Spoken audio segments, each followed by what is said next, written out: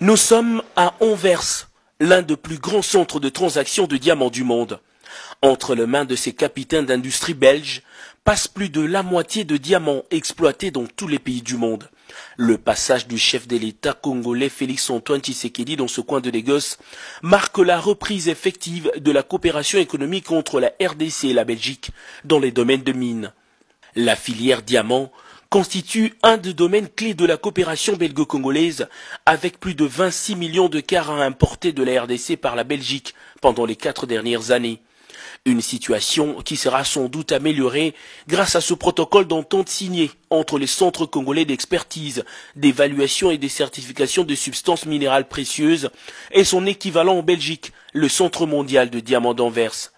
Ce protocole, qui s'inscrit dans une perspective de coopération gagnant-gagnant, vise dans le respect des droits en vigueur des deux pays, le développement d'une relation préférentielle et entièrement transparente. Le chef de l'État Félix-Antoine Tshisekedi lui tient fermement aux retombées de ce partenariat. Je suis conscient que les efforts de mon gouvernement à eux seuls ne suffiront pas pour l'accroissement de la production escomptée.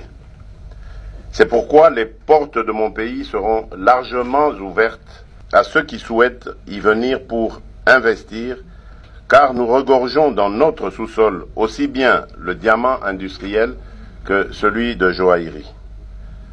Le développement étant un facteur important de la paix et de la sécurité, nous veillerons strictement sur la traçabilité du diamant afin d'écarter toute éventualité que ces ressources ne soient destinées aux groupes armés et autres mouvements terroristes, conformément aux résolutions pertinentes du Conseil de sécurité des Nations Unies. Le président de la République a rassuré à ses diamantaires anversois de sa volonté à protéger les investisseurs qui viendront et travailleront dans les normes.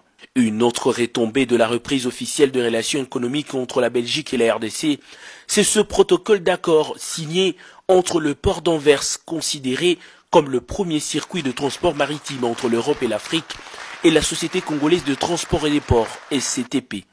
De ce protocole découleront plusieurs projets de modernisation des ports de Matadi et de Boma. Comme un peu partout où il est passé, le chef de l'État a signé le livret d'or avant de recevoir des symboles de reconnaissance de la part de personnalités et autorités de la ville présentes. Le président de la République, Félix-Antoine Tshisekedi, a visité une grande partie du port d'Anvers au cours d'une randonnée, question de se faire une idée sur les projets liés à la modernisation des ports.